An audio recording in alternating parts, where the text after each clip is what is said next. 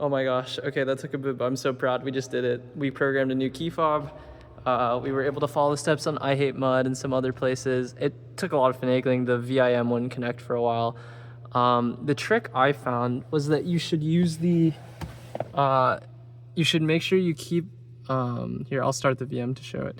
But you want to use the USB registration button, or like the external device registration in the top right of UTM. This is assuming you're on Mac, to continuously like unplug, like disconnect and connect this M5CI or whatever your VCI cable is called, until it will, like, until it appears in the X-Horse application or whatever.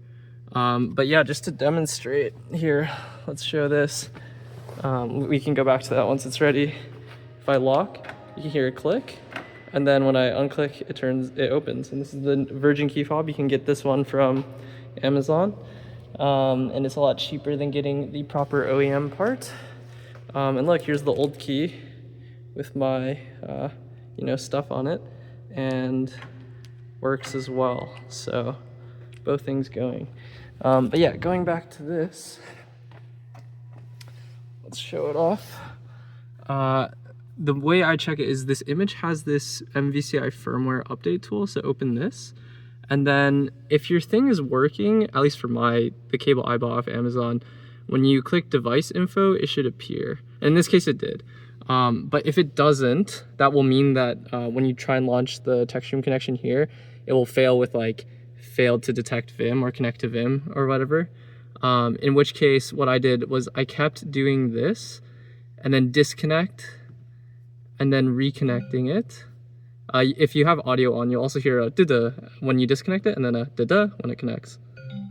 And then I kept doing that until clicking device info here worked. So you'll see if you do this toggling while the firmware update tool is open, in my experience, it doesn't, well, actually reconnect it here. But to be clean, what I would do is I'd often do that disconnect, reconnect action while this window is closed. I'm not actually sure if that's relevant, but all that's to say, just keep disconnecting and reconnecting a few times, and then if your cable's good, eventually it should appear here.